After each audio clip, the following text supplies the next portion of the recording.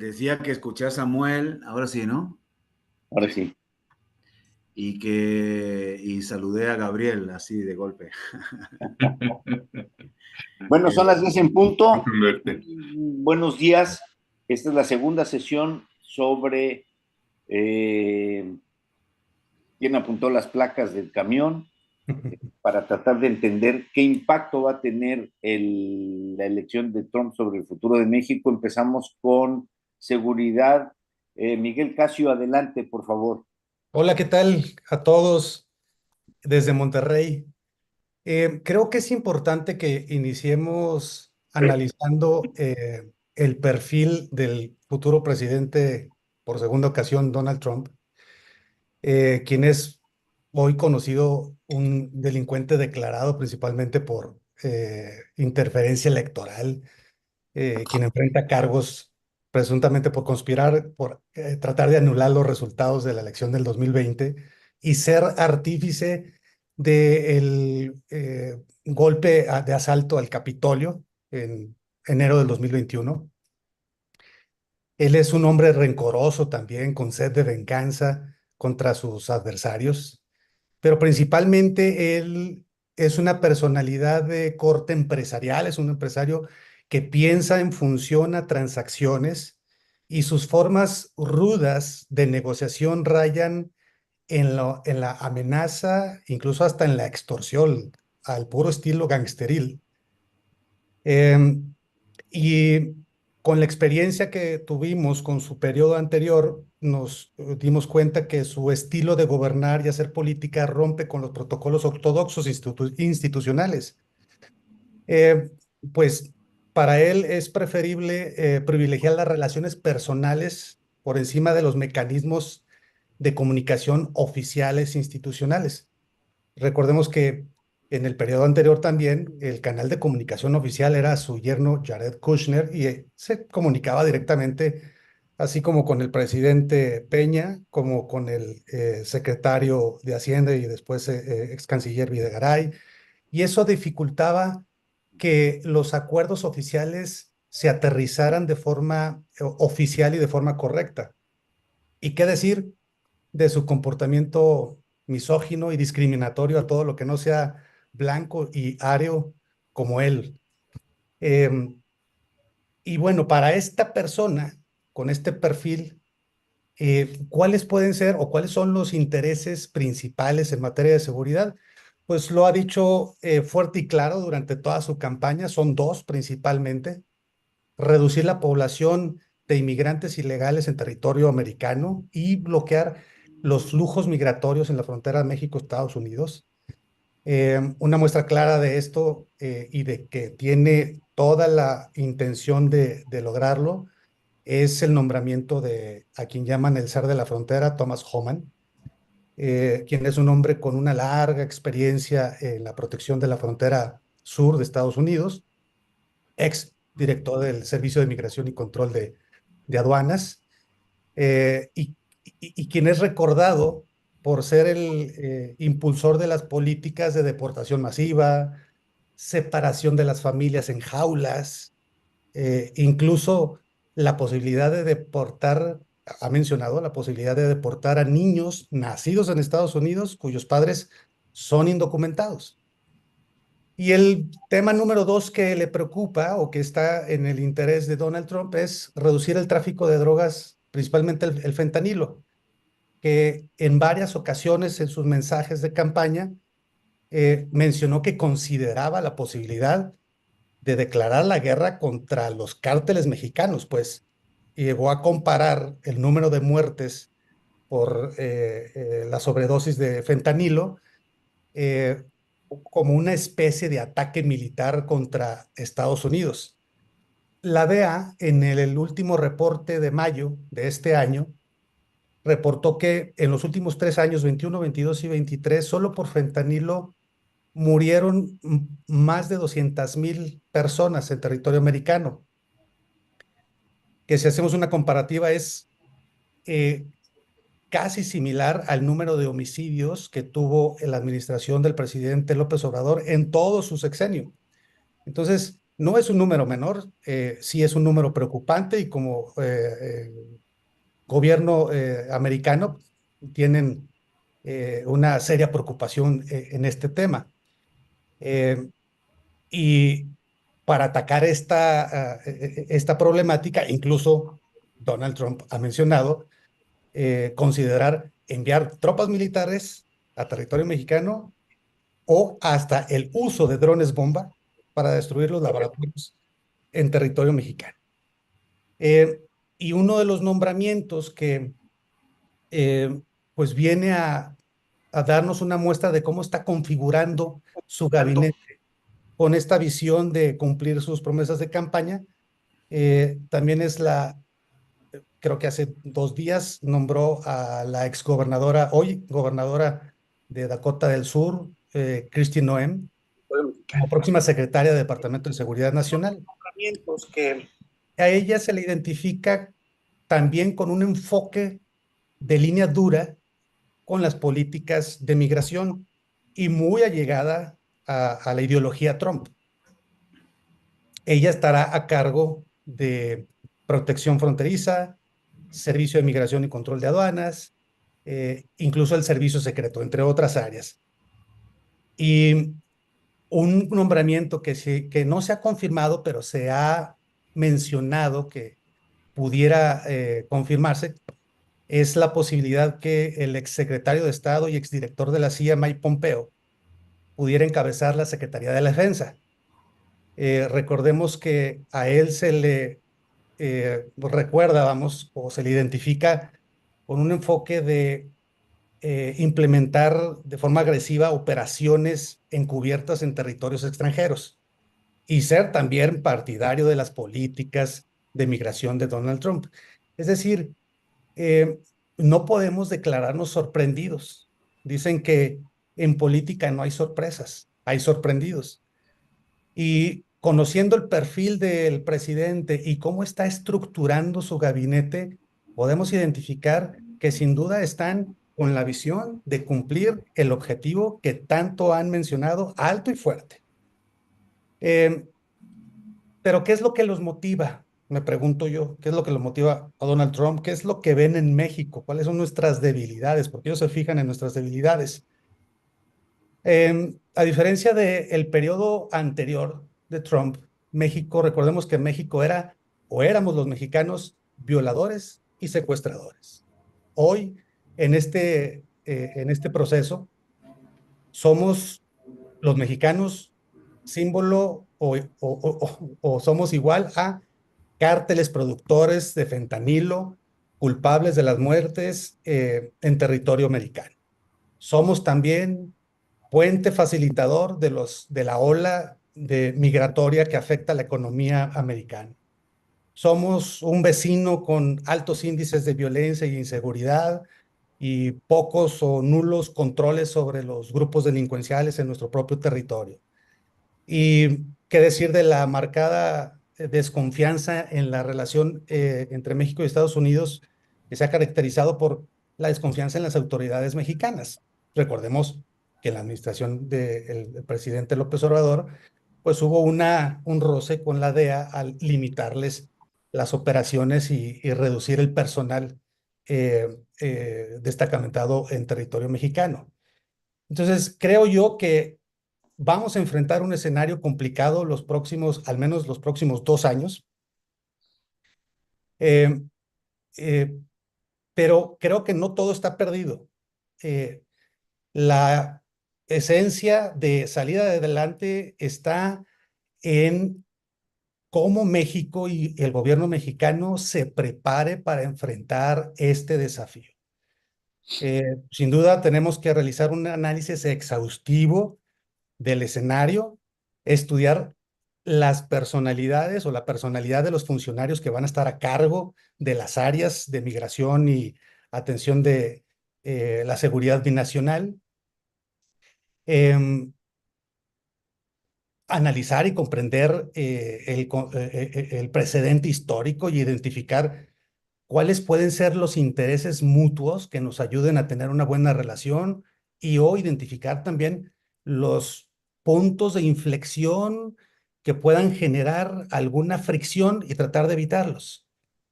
Creo que es muy importante que la administración de la presidenta Sheinbaum tenga un contacto directo lo más pronto posible. Creo que construir las relaciones con el equipo del presidente electo Trump lo más rápido posible es crucial. Interactuar con el equipo de transición, sus asesores y quienes ya han sido nombrados para demostrarles que hay una disponibilidad de trabajar en conjunto. Por parte del gobierno mexicano, del equipo de la presidenta Sheinbaum, es importante tener un equipo fortalecido, estar al nivel de los funcionarios que en nuestra contraparte del gobierno americano impulsarán esas políticas agresivas que sin duda, si llegan a implementarlas, que es el escenario más posible, representan para nosotros un riesgo de seguridad nacional, sobre todo en la frontera norte, en los municipios fronterizos. Y es crucial que el equipo de la presidenta trate de crear comunicación, canales de comunicación con los jugadores claves, no solamente el equipo de transición, asesores, sino también con el Congreso, la Cámara Baja, los centros de estudio, los medios de comunicación y trabajar en equipo. Sin duda, es también crucial demostrar que México tiene una estrategia firme para atender la problemática local, es decir, demostrar que lo estamos haciendo nosotros por México, no porque Estados Unidos me lo estás pidiendo, sino en México estamos trabajando para reducir los índices de violencia e inseguridad y acotar las operaciones de los grupos de criminales y del narcotráfico. Y demostrarles también a ellos que hay intención de crear mecanismos de colaboración binacional para atender la aplicación de la ley y sobre todo lograr una eficaz intercambio de información de inteligencia. Si no tenemos un mecanismo que nos ayude a trabajar de forma conjunta, basado en la confianza e intercambio de información, difícilmente eh, podremos implementar acciones que tengan resultados positivos. Y si puedo, me viene a la mente otro punto que es tener el sentido objetivo y disponibilidad para abordar pues las peticiones, las inquietudes de la nueva administración Trump y tratar de darles soluciones dentro de la medida de la posibilidad y dentro de lo institucional de los intereses mexicanos. Creo yo que si cumplimos con estos puntos de planeación estratégica interna para prepararnos para ese escenario, podemos salir avante. Y como conclusión personal, sí creo que vamos a enfrentar un escenario adverso. Si no estamos preparados y nos ponemos a la altura del equipo, lo voy a decir de forma coloquial, nos vamos a convertir en el niño morenito que sufre de bullying a la hora del recreo, en el salón de clases, a la hora de la salida, en el momento que va y compra una paleta con sus 3 monedas, porque en cada negociación ellos aprovecharán nuestras debilidades para ponerlas sobre la mesa como carta de negociación e impulsar los temas que quieren lograr en su agenda.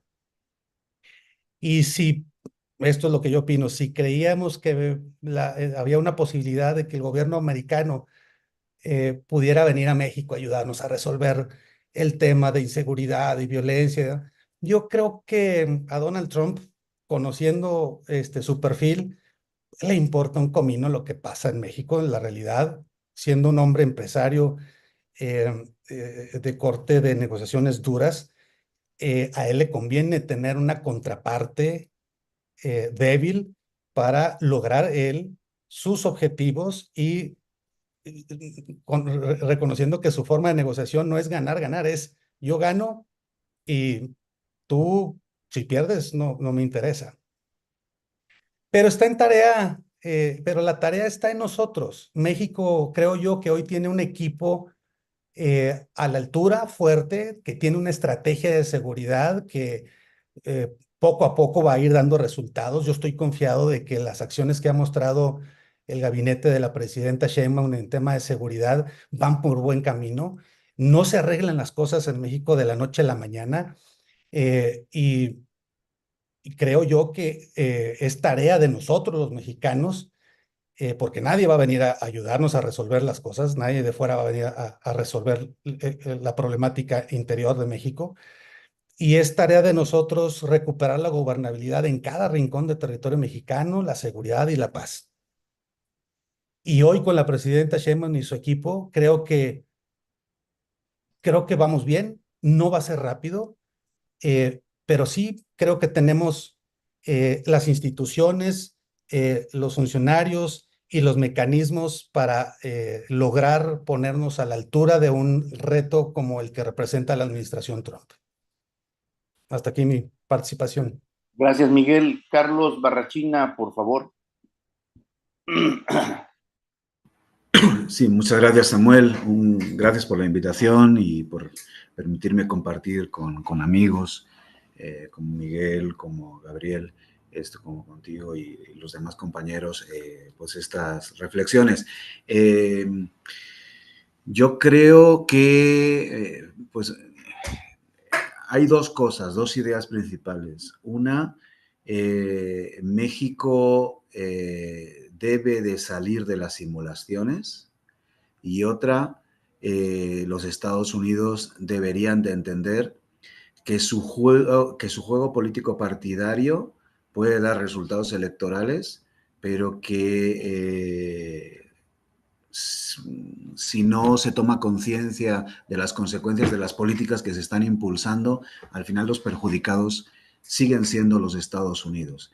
Me voy a explicar. En México llevamos 3 administraciones con 3 estrategias diferentes para gestionar la crisis regional de inseguridad en la que estamos instalados y ninguna de las 3 estrategias ha dado resultados. El enfrentamiento frontal del presidente Calderón que le compró la guerra contra las drogas a los Estados Unidos elevó los homicidios en México de 10,000 a 27,000. La política de prevención social de delito y decir que estaban habiendo muchos muertos en México logró que el presidente Peña Nieto tuviera un descenso al inicio de su mandato relativo de homicidios, pero finalmente acabó llamando a las brigadas de policía militar y policía naval para gestionar la seguridad pública en México y se volvieron a levantar hasta cifras de 36,000 los homicidios en México. Y la política de abrazos no balazos no ha sido entendida, no ha sido asimilada y lo que ha permitido es que los diferentes grupos del crimen organizado, como se dice, se hayan peleado entre sí y hayan puesto de rodillas a buena parte de la sociedad mexicana.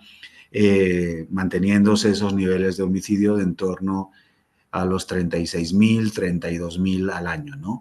Que son tasas muy, muy complicadas. No hay un reconocimiento de que existe una crisis regional de seguridad en los Estados Unidos, yo creo. Desde la política partidaria republicana en el sur de los Estados Unidos ha tenido efectos contraproducentes. Por ejemplo, en el tema migratorio, que lo platicarán luego más adelante, pero quiero hacer un apunte porque es muy importante. Donald Trump habla del muro y habla de la invasión de extranjeros y habla de las caravanas en el momento más bajo de detenciones por parte de la patrulla fronteriza de los Estados Unidos, que fue el año 17 y 18. A partir de este momento, obliga a México a incorporarse a esta lucha por que no lleguen personas hacia los Estados Unidos. y lo que va a provocar es que el crimen organizado entre en este negocio. Y entonces, y empiezan a detener a muchísimas más personas de las que se estaban deteniendo. ¿Eso ha generado efectos de que estén dejando de pasar personas a los Estados Unidos? No, eso lo que ha generado es que has fortalecido el crimen organizado. Entonces, debemos de empezar a enfocar la crisis de seguridad en América Latina y Estados Unidos como lo que es, una crisis regional que debemos de tomárnosla en serio.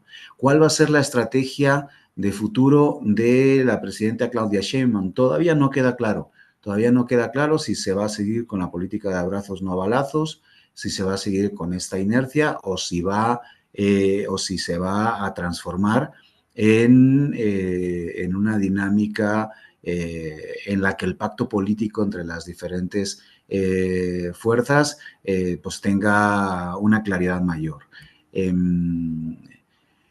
De momento, pues lo que se ha hecho es mirar hacia otro lado y con eso, pues, agravarse la situación. El tema de la militarización, pues, es bastante serio. Los Estados Unidos dirán, es que México no tiene la capacidad de enfrentarse con el crimen organizado. Por supuesto que tiene la capacidad. Yo he impartido clases a elementos de fuerzas especiales del ejército mexicano y de infantería de marina, y por supuesto que tienen la posibilidad de un enfrentamiento frontal, como lo hicieron en la época de Calderón, contra los grupos del crimen organizado. Pero ¿qué resultados se derivarían de esa situación?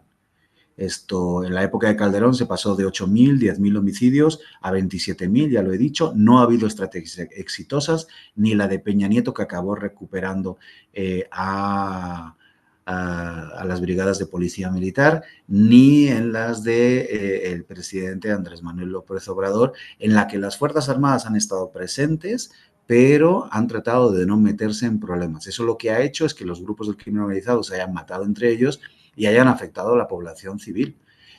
Hay zonas con muchísima violencia y hay zonas en lo que todavía es más preocupante, en la que hay poca violencia, pero hay una presencia del crimen organizado que controla el territorio de una forma pasmosa. Las políticas tienen consecuencias. Yo creo que estamos llegando a un punto en el que se debe hacer política en mayúscula y en la que los Estados Unidos, México y algunos países latinoamericanos van a tener que ver cómo enfrentar la crisis. Ustedes recuerden que el Banco Interamericano de Desarrollo y el Programa de Naciones Unidas para el Desarrollo empiezan a identificar los costos de la inseguridad en el año 2013. Antes se está hablando todavía de golpes de Estado, se está hablando de democratizar el sector defensa, se empieza a hablar del tema del terrorismo después de las Torres Gemelas, pero no se había identificado esa variable de los costos de la inseguridad. No se había reconocido, a pesar de que Nixon ya declara las drogas como el enemigo público número uno, de que Bush padre le declara la guerra a las drogas, no se había identificado ese problema de una forma tan clara. Bueno, tenemos esta crisis regional de inseguridad, tenemos que gestionarlo sin esconder la cabeza, y también las élites políticas estadounidenses deberían de entender que sus políticas tienen consecuencias, que no puede señalar que la culpa es de los otros. El que las maras se consolidaran en Centroamérica es culpa de los Estados Unidos, no hay duda. ¿Y por qué es culpa de los Estados Unidos? Porque repatriaron a una serie de delincuentes, a una sociedad, a un Estado-nación, a El Salvador, a Honduras, que no tiene instituciones, que no tiene capacidad de absorción de esos criminales y que lo que generó fue la consolidación de las maras en Centroamérica y su retorno hacia los Estados Unidos con todo lo que ello implica. Es decir, tú expulsas, pero te regresa el problema. Con el tema de las armas, efectivamente, se ha armado a los grupos del crimen organizado y se está muriendo gente por fentanilo en Estados Unidos, por supuesto, y los que se van a morir. ¿Me explico? A no ser que en lugar de jugar a el tema político partidario irresponsable, pues busquemos soluciones de corto, mediano y largo plazo, que no son sencillas. Los Estados Unidos han tratado de desarrollar políticas de desarrollo económico desde los años 60, ¿verdad? Esto, desde la Alianza para el Progreso se impulsó esta idea. Luego fomentaron la idea de que sin desarrollo no hay seguridad, sin seguridad no hay desarrollo, a través del secretario de la Defensa McNamara, después de esa conferencia de mayo del año 66, ¿verdad? En Montreal, pero... Y eso ha sido muy asimilado por las Fuerzas Armadas latinoamericanas, de que una de las funciones de las Fuerzas Armadas es garantizar el desarrollo de la nación, pero eso es muy peligroso y de esto. Una de los parámetros que muestran esa partidización de la política estadounidense y los efectos fallidos de la misma es que Texas no era el sitio por donde se detenían más migrantes hasta que Greg Abbott primero entra como procurador de justicia y luego se hace gobernador. Y desde ese momento el 70% de los migrantes van a ser detenidos en Texas, independientemente si son 500.000 o 2.400.000 los encuentros que se suceden en esa frontera. Entonces, creo que hemos de insistir en puntualizar que las políticas tienen consecuencias. En el caso del tema migratorio, la consecuencia es que el crimen organizado ha encontrado un nuevo giro de negocio, porque la violencia no solamente se genera por el tema de las drogas, el crimen organizado está en temas migratorios, el crimen organizado está en obra pública, el crimen organizado está en la vivienda. Y con esto pues lo dejaría para respetar el tiempo y que los compañeros pudieran seguir con la exposición. Gracias, Carlos. Tenemos tiempo para un par de preguntas y seguimos con migración. ¿Alguien? Si no se avientan, me aviento yo. Trump ha anunciado que quiere militarizar la frontera y ha anunciado, lo han dejado ver, la intención de actuar militarmente en contra de los carteles. Suponiendo que esto sucediera en ambos casos, ¿qué tendría que hacer el gobierno mexicano en términos tanto de formular su política de defensa nacional y respecto de la soberanía en ambos casos? Y en el futuro, México tiene que generar un ejército más fuerte, más moderno, más, sí, frente a una posible amenaza de Estados Unidos. ¿Puedo participar? Adelante. Rápidamente, y además que me había olvidado de una cosa. México tiene un ejército absolutamente, ¿cómo se dice?, entrenado ahora mismo para todo este tipo de tareas. No se necesita, no se requiere que el ejército estadounidense entre para realizar estas funciones. El problema, el punto, es si eso va a servir para algo. Y la preocupación es que los Estados Unidos fuercen a que el ejército mexicano se dedique a eso y a violentar derechos humanos. ¿Por qué? Porque dentro de unos años los que van a estar en la cárcel van a ser los militares mexicanos. Está empezando a pasar eso con la época de Calderón. Empiezan a haber denuncias ahorita de los procesos de detención y de tortura a los que sometieron algunos militares a integrantes de los grupos del crimen organizado. Aunque no haya sido una desaparición, no hayan sido desapariciones políticas o torturas políticas que hayan tenido que ver con la criminalidad del crimen organizado, efectivamente los militares mexicanos están pagando eso. Van a querer aceptar esas consecuencias en el futuro. La Marina llevó con ellos elementos de cuerpos de fuerzas especiales estadounidenses en la época de Calderón. ¿Va a ser esa la nueva estrategia? Que sean los militares estadounidenses los que se manchen las manos. El punto es, ¿y cuáles van a ser los resultados? ¿Va eso a generar una alternativa? Ya se probó que funcione, ya se probó que esa alternativa no funcionó en un momento determinado. Yo creo que hay que pararse y reflexionar y tratar de imaginar nuevas políticas en base a lo que hemos aprendido en las últimas 3 administraciones. Pati Campos. Buenos días, muchas gracias. Yo la pregunta es sobre el tema de inteligencia, ¿no? Sobre todo retomando la última participación. Pues creo que aunque el ejército mexicano, el Estado mexicano tenga la capacidad,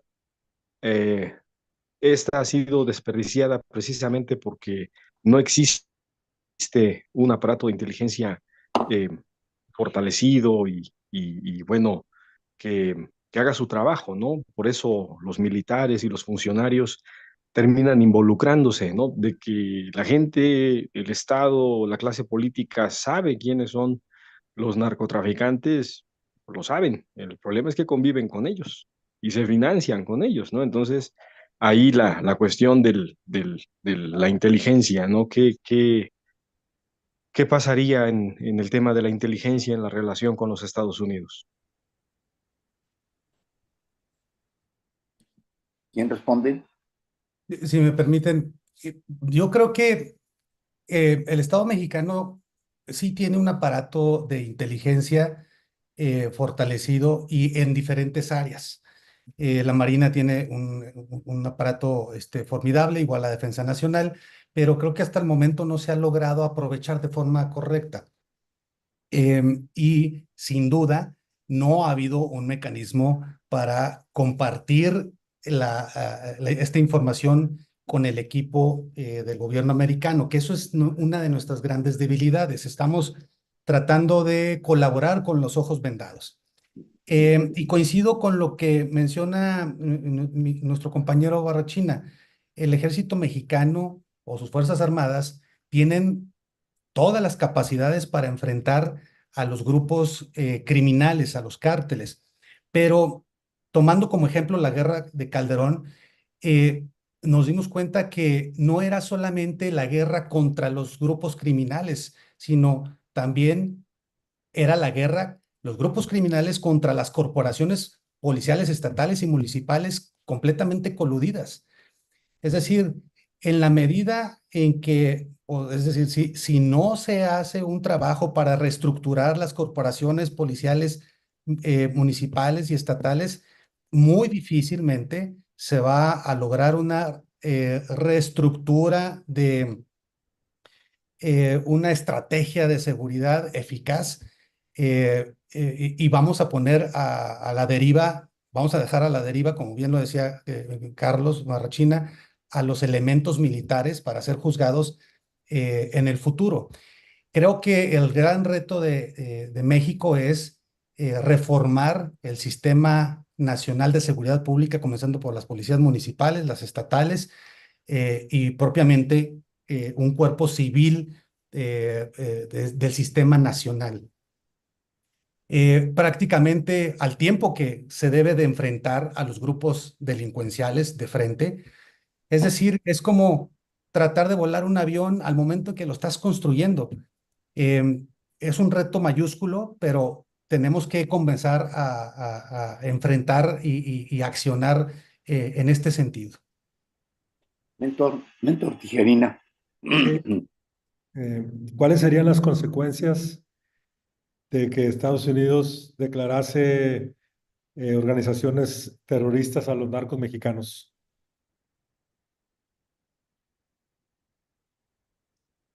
¿Quién le entra, Carlos? Sí, pues se tendría que ver, o sea, ahí depende mucho del pacto, de la negociación que se llegue con el gobierno mexicano. Si ellos señalan eso de una forma unilateral, pues van a intentar que Fuerzas Armadas estadounidenses ingresen a México, pero eso es verdaderamente complicado si no hay un acuerdo con el Estado mexicano.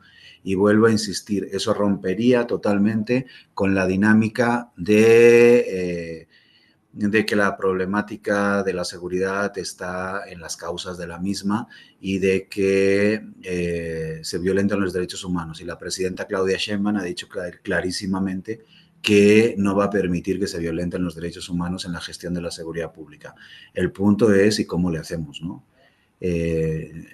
Yo, por supuesto, no estoy de acuerdo y además no creo que sea de ningún tipo de utilidad el que el ejército estadounidense ingrese dentro del territorio mexicano o que unidades del ejército estadounidense de una forma discreta se sumen a las unidades del ejército mexicano, de la Marina mexicana, que posiblemente si presiona a Donald Trump pudiera ser uno de los escenarios más posibles, tanto en el tema de inteligencia como en el tema de la operación.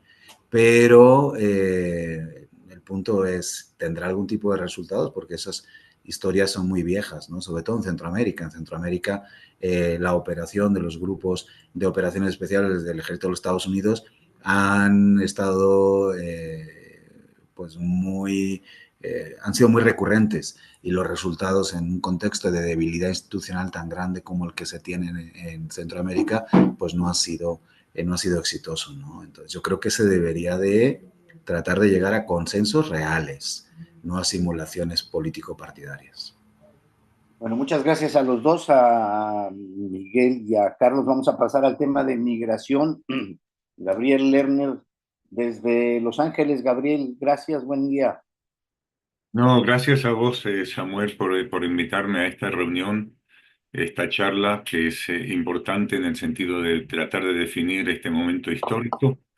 Quería decir antes que los acontecimientos se están precipitando y lo que decía anoche el Wall Street Journal es que lo primero que va a hacer Trump es purgar el ejército, lo cual señala claramente sus intenciones, porque la purga del ejército no se debe a un mejoramiento de las Fuerzas Armadas para participar en una invasión o en una lucha, en una guerra externa, sino para uso interno de represión y para imponer sus cambios. Eh, También que el secretario de Defensa va a ser un periodista, escritor, que se llama Peter Hegseth, y que lo presentan como veterano de guerra. No sé si siquiera si es oficial, y hay bastante oposición por parte de los generales, y Pompeyo va a tener que esperar quizás un par de años para algún nombramiento, porque en el pasado criticó a Trump, y esta vez solamente los amigotes de Trump van a participar en el gobierno. Quiero decir que aquí desde Los Ángeles, como uno de los que han luchado por el progreso de la comunidad latina durante años, digo que uno de los aspectos más decepcionantes de las elecciones es que el 55% de los hombres latinos votaron por Trump, y que con eso llegó el total de votos latinos al 46%, un récord total. Trump les dijo que eran traficantes de droga, asesinos, violadores, y votaron por él. Trump prometió la deportación más grande de... Se bajó el tono de tu voz, Gabriel. Perdón. Algo pasó, se bajó el tono de tu voz. No sé si soy yo. No soy yo. También aquí se escucha bajito de repente. Como que se bajó el tono, algo pasó. Lo único que puedo... Y no se oye. ¿Perdón? No, No fui creo yo. que no nos oye. Sí nos oye porque está haciendo algo. ¿Será la distancia? Listo.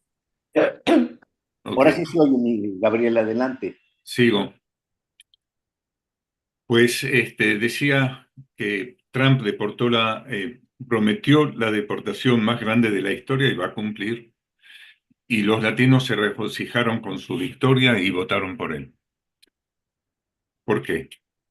Yo soy argentino. En el tango La Comparsita, Julio Sosa declama un poema de Celedonio Flores que dice: porque el tango es macho, porque el tango es fuerte, tiene olor a vida, tiene gusto a muerte. Y yo digo, porque Trump es macho, porque Trump es fuerte, tiene olor a vida, tiene gusto a muerte. Por eso votaron por él muchos. Para muchos latinos y latinas también, cuando Trump insulta, amenaza y habla como un fascista, un fanfarrón, un misógino, no se refiere a ellos, al contrario. Trump les hace sentir más Americans, no cierto tipo de Americans. Apoyando a Trump, se asimilan y empiezan a formar parte del etos estadounidense, y con la asimilación se parecen más a los blancos, entonces votan por la economía. Se acaba de publicar la cifra de inflación, está en el 2,5%, que es bastante alto. Votan por la economía, seguro de salud, la inmigración. En segundo lugar, porque millones de estadounidenses nunca iban a votar por una mujer que además es negra, que además es hindú, que además es de California, que además es de la liberal San Francisco y que está casada con un judío. No van a votar por ella. Y eso incluye también a los hombres latinos y a los hombres afroamericanos. Porque el moribundo Partido Demócrata cambió a Biden, un presidente estancado, que el público ve como un anciano esclerótico demasiado tarde, porque la mayoría de los estadounidenses reciben sus noticias de publicaciones alternativas, TikTok, YouTube, y porque nosotros, la prensa libre, vivimos en una burbuja. Somos nosotros los que estamos en la burbuja, no ellos. Al votar por Trump, los latinos abandonaron a los latinos de aquí, los inmigrantes de allí, los que van a venir. Entonces, no exagero si digo que más que la victoria de Trump sobre Kamala Harris, sorprendió su magnitud, porque ganó en todos los 7 estados claves. ¿Qué significa esto para el futuro? El 25 de marzo de 2006, yo estaba cubriendo para La Opinión la manifestación de casi 1 millón de inmigrantes, todos vestidos de blanco, casi todos latinos, por la reforma migratoria. Fue una fiesta. En ese día la comunidad latina sí existió.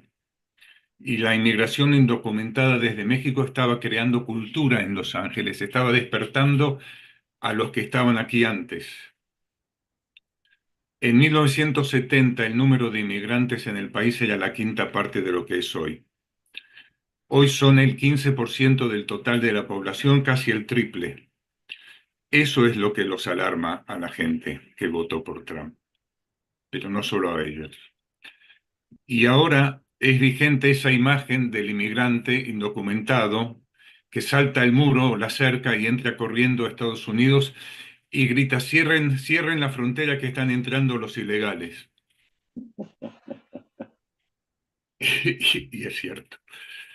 Esa caída de solidaridad no podía llegar en peor momento. Durante la campaña electoral de 4 años de Trump, el tema migratorio jugó el papel más importante. Los insultos, amenazas, promesas, mentiras, difamaciones se condensaron en planes operativos que él y su equipo tienen todas las intenciones de cumplir, aunque sea para satisfacer a sus hinchas del movimiento MAGA.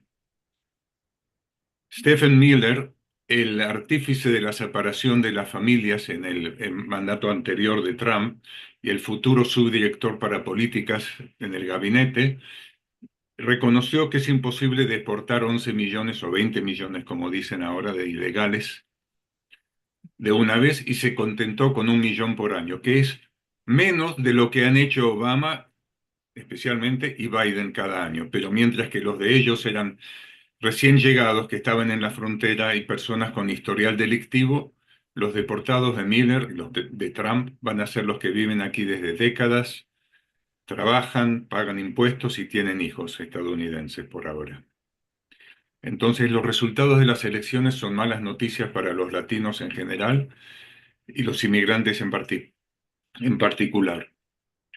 La inmigración es un balance entre el desastre, como ustedes saben, que dejan los inmigrantes en casa, crisis económicas, guerras, crimen, y la atracción del país de las grandes oportunidades al cual son bienvenidos. En Estados Unidos, siempre, históricamente, las leyes migratorias respondieron a necesidades de mano de obra de bajo costo, que sea móvil, temporaria y que no sea organizada. Y de esa manera plasmaron a la opinión pública, al Congreso, ley tras ley. Detrás de ello, todos los principios racistas, la exclusión de los inmigrantes chinos 1882, el encarcelamiento de los japoneses durante la Segunda Guerra Mundial, incluyendo la mitad de ciudadanos. Durante la Gran Depresión deportaron a 2 millones de mexicoamericanos, de ellos 500,000 ciudadanos estadounidenses. Cuando llegaron aquí los irlandeses, italianos, polacos, los judíos, no eran considerados blancos y llevó muchas décadas para que lo fueran. Entonces, la deportación de los indocumentados no va a ser nada nuevo, independientemente de cuántos van a ser. Y la política exterior de Estados Unidos no admite muchas diferencias entre los demócratas y los republicanos. En el año 2011 entrevisté al presidente Obama en la Casa Blanca y le recordé que los latinos lo llamaban deportador en jefe, porque lo fue, porque había fijado récords. porque había faltado a su promesa de hacer la reforma migratoria. Y me dijo, todo es porque no tengo mayoría, pero tenía.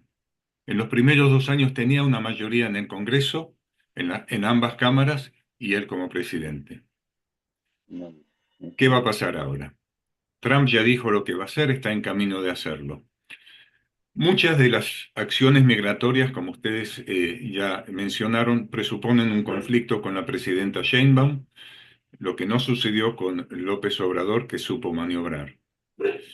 Estas son, en lo inmediato, el cierre de la frontera con efectivos militares. Y después, 3 objetivos principales. Primero, deportación masiva de indocumentados. Segundo, imposición de aranceles y tarifas contra productos importados desde México, del 25% antes, y dijo en una de sus mítines, de sus reuniones multitudinarias, si no detiene la inmigración lo voy a subir a 50%. Y tercero, ya a largo plazo, van a reinterpretar la enmienda 14 de la Constitución de Estados Unidos para que los hijos de indocumentados que nacieron aquí no sean reconocidos como ciudadanos. ¿Qué más va a hacer Trump? Enumero nada más. Completar la construcción del muro, restablecer el título 42 que le permite rechazar a solicitantes de asilo, renovar el programa Quédate en México hasta que tengas respuesta a tu solicitud, cancelar DACA con los 700.000, de hecho son 590.000 soñadores, dreamers, cancelar el TPS del Salvador, Haití, Honduras, Nicaragua, Venezuela, y dentro de la organización total del gobierno tenemos que leer el detallado proyecto 2025 de la Fundación Heritage. Lo he escrito, lo he publicado anoche en Hispanic LA, está ahí toda la lista, es una lista mucho más larga, muy específica de los cambios que va a hacer. La inmigración va a ser la primera tarea de Trump, y sería ingenuo, para terminar, pensar que un gobierno populista como el de Trump no va a enfatizar la mecánica de la deportación, porque esa es su razón de ser. Gracias. Gracias, Gabriel. Alma, vamos a ligar la frontera con el tema de migración. Adelante. Sí, voy a compartir una pantalla. ¿Sí la pueden ver? Sí. Ok. Bueno, voy a omitir algunas cosas como esto que ya nos había hablado en la sesión pasada, Mentor. Ya vimos que, y aquí yo puse un mapa, es de las elecciones pasadas. Me llamó la atención, no lo hice yo, lo hizo otra organización porque habla acerca de la frontera, ¿no? Entonces, en las elecciones pasadas, el voto desde la frontera estuvo cargado con el Partido Demócrata, que esta situación cambió ahorita, ¿no? Con estas elecciones. Por ejemplo, todo Texas, pues se le fue de las manos a los demócratas y se volvió republicano. También ya mencionamos un poco acerca de cómo es que Trump ganó la campaña, que fue una situación meramente populista, pero con un discurso que yo lo clasificaría como en un perfil de dictatorial, ¿no? Con características dictatoriales. Habló de terminar la invasión inmigrante, habla de una liberalización en Norteamérica, como si él pudiera resolver todos los problemas y los conflictos. Habla de una situación de devolver la paz, como si él tuviera una especie de superpoderes y obviamente una política nacionalista de la que has estado hablando ahorita en términos de no empleo a los inmigrantes y bueno, ya sabemos lo que quiere hacer, ¿no? Entonces, aquí el tema de la frontera, el Homeland Security, el que es una agencia que se maneja de manera, digamos, sería en equivalente a México, será como una especie de órgano autónomo, ¿no? Entonces, ellos tienen otra especie de jerarquía. Entonces tiene sentido el hecho de que se vaya a apoyar con el ejército militar, porque en realidad los de Homeland Security ven varios temas como el tema de la migración, la seguridad, los acuerdos económicos, la respuesta a desastres, la propiedad intelectual y el terrorismo. Entonces, ¿qué es lo que pasa en la frontera, al menos en California? En California hay unos datos muy interesantes porque cada día, al menos al día, están cruzando 60.000 trabajadores para cuestiones muy básicas o simplemente como turismo. Entonces, en más o menos como unos 200,000 personas que están cruzando la frontera, y en la frontera de San Diego, Tijuana, diríamos que son unos 100,000 que cruzan todos los días, que van a la escuela o que van a hacer compras o alguna situación así. Entonces, a nivel en trimestre, son como 8 millones de personas que están cruzando nada más por el puerto de San Diego. Ya por el puerto de Otay, que es la otra frontera que está, la otra garita que está ahí en California, son 3,3 millones. En Caléxico y Mexicali solamente son 3 millones, de manera trimestral, pero pues es una frontera con un alto flujo, ¿no? Entonces, el tema del cierre de la frontera ya se vivió durante la etapa del COVID, en el fenómeno del 2020. En esa ocasión, que ya habíamos visto que estábamos bajo un esquema de partido, ya demócrata, pero ¿qué fue lo que hicieron? Cerraron la frontera únicamente para los que tenían visas de turista. Entonces, todos los que eran ciudadanos o residentes no fueron afectados, ellos podían cruzar a la hora que quisieran sin ningún tipo de restricción. Eso generó, bueno, eso ya no lo puse aquí, pero generó otro tipo de dinámicas económicas, ¿no? Por el hecho de que las personas que tenían visa de turista no podían cruzar, entonces se generan otras economías informales. Tuvo efectos en la disminución del intercambio de bienes y servicios, hubo subida del dólar, que también ahorita ya se está viendo que hay una subida del dólar con el puro efecto de Donald Trump. Y algo que también sucedió fue el tema de las caravanas migrantes que se quedaron en el borde fronterizo. Entonces es muy probable que también vaya a suceder otra vez lo mismo. Problemáticas que se ven asociadas a esto, o que se pueden esperar, obviamente un incremento en las tasas de desempleo, en la delincuencia y en la falta de acceso a recursos o servicios básicos, que básicamente son demandados por los grupos de caravanas migrantes. Si bien a nivel como Baja California, me estoy enfocando nada más a Baja California, hay algunas organizaciones que cuidan o que buscan estar a la par con este problema, pues no se dan abasto, ¿no? O sea, por parte del gobierno federal o gobiernos municipales tampoco tienen tanta capacidad de respuesta para atender toda esa demanda.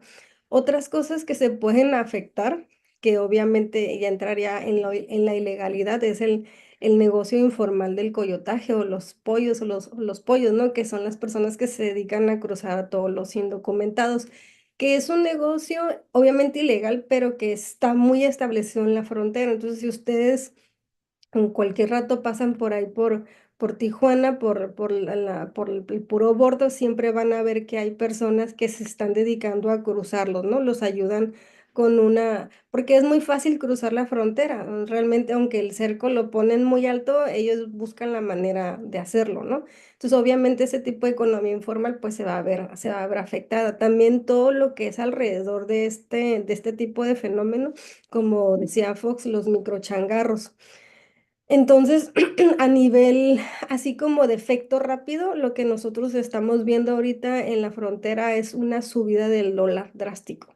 Aquí puse una gráfica del Banjico de cómo se transformó nada más en un mes. O sea, el dólar ya subió de estar a 19, ya subió a 20, lo cual eso significa un gran impacto en la economía. Creo que tengo otra, pero no me deja cambiarla. Allá. Y bueno, este es un ejemplo de lo que pasó en el 2020, comparado hasta ahorita, ¿no? Llegamos con el dólar hasta el 25, que fue en la época en la que también estuvo cerrada la frontera. Nada más recalco, cuando se cierra la frontera, no se la pueden cerrar a los ciudadanos que tienen derechos, ¿no? Entonces nada más la cierran a los que tenemos visa de turista. O sea, por ejemplo, yo no pude cruzar en toda esa época. Algo que me parece muy interesante, vincularlo con lo que mencionaron hace rato, es con el apoyo que tendría Donald Trump con el ejército militar. Sí, sí, sí tiene mucho sentido, porque el Departamento de Homeland Security no se mete mucho con eso. Entonces tienen otras funciones. Entonces, ellos no pasarían o no violentarían sus propios protocolos. Es más probable que lo haga a través del ejército militar. Por ejemplo, en algunas ocasiones instalan ahí al borde fronterizo a una especie de grupos que son como militares francotiradores, ¿no? Pero no traen el uniforme de Homeland Security. Entonces es muy probable que se apoye más con el ejército militar a que el mismo departamento que actúa de manera autónoma pues vaya a querer hacer ese trabajo de esa manera.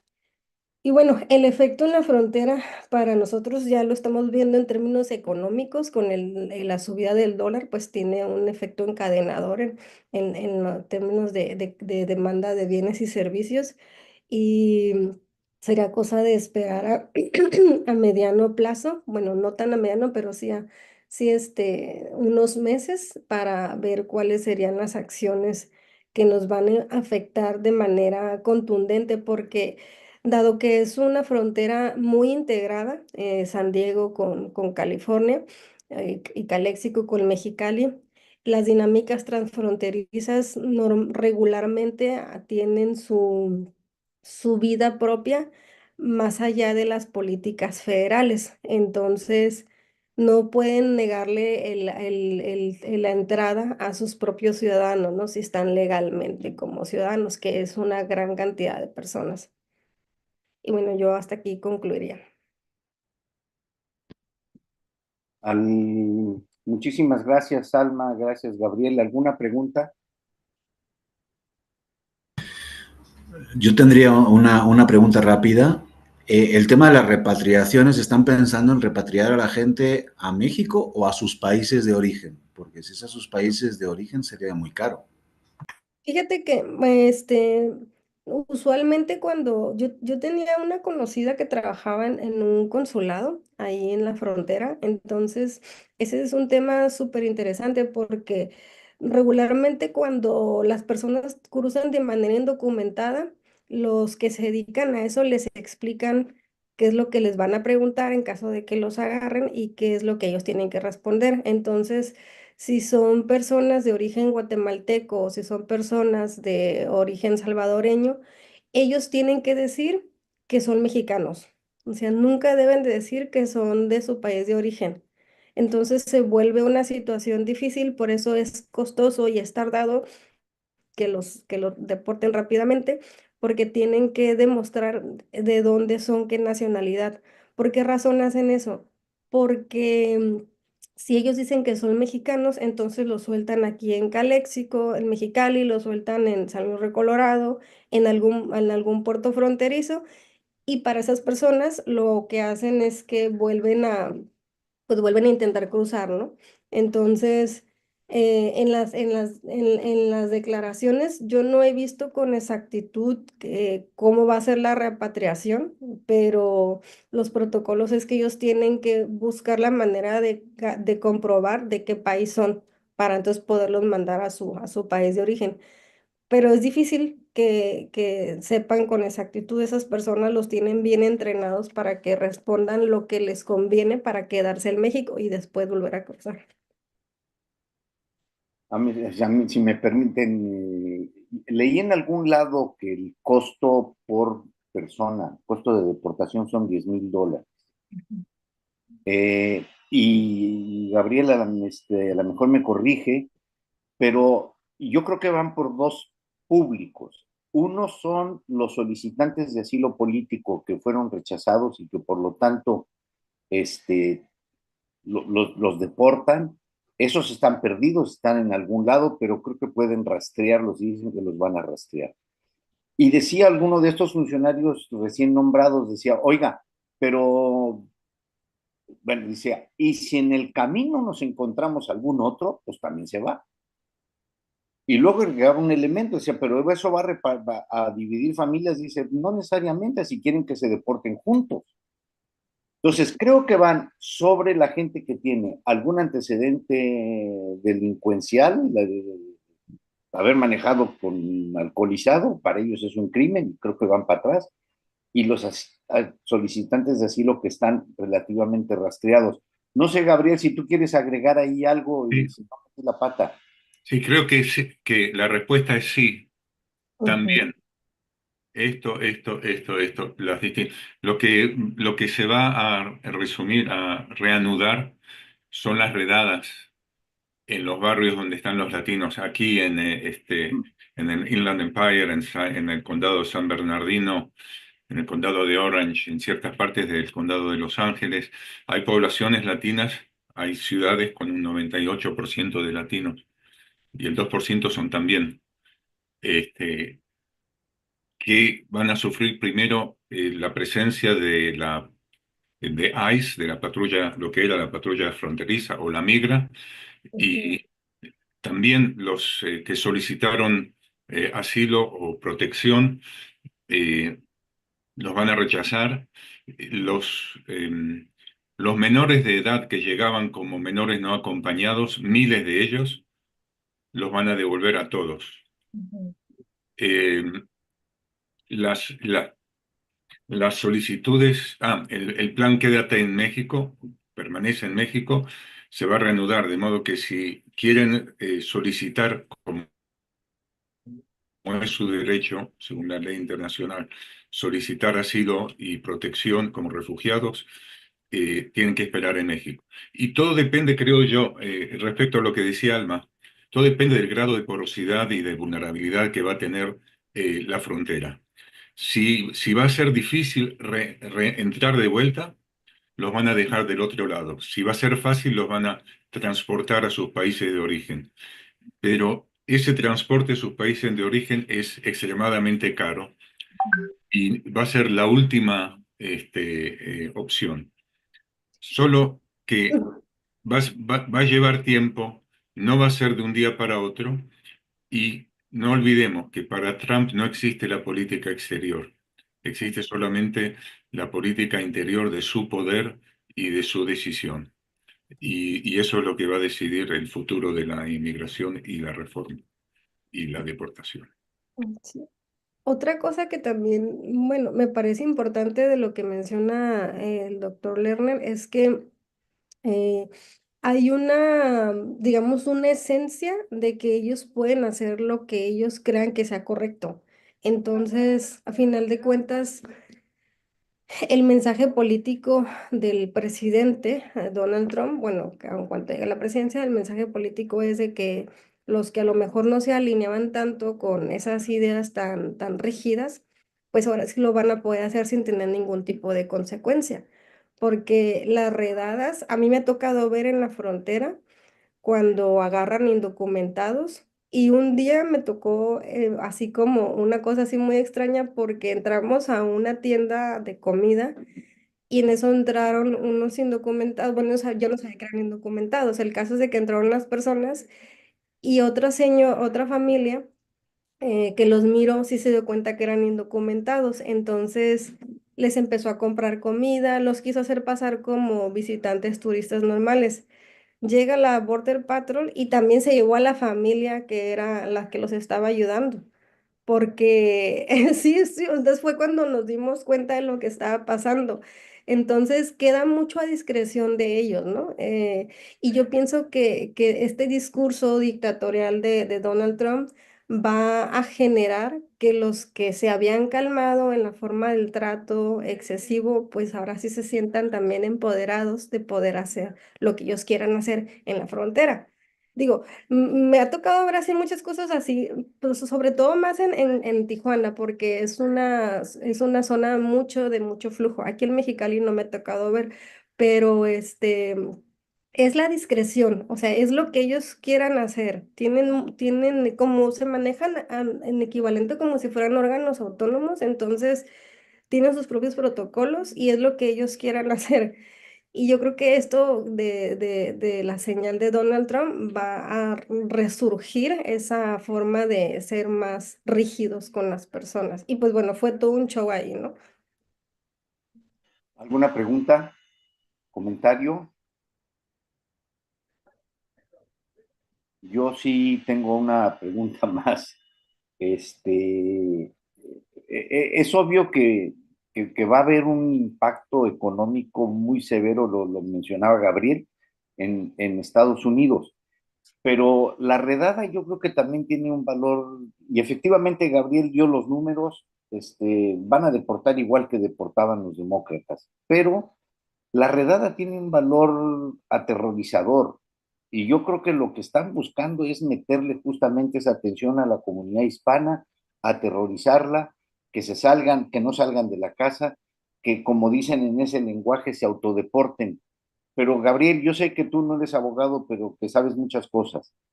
Cuando te van a deportar, tienes derecho a presentarte en la Corte de Inmigración para frenar la deportación. La administración Trump les va a dar ese derecho de que tú vayas a la corte para frenar la deportación, o va a ser administrativo, rápido, te pesco, te llevo a la frontera y te voto. Van a encontrar la manera de olvidarse de ese derecho.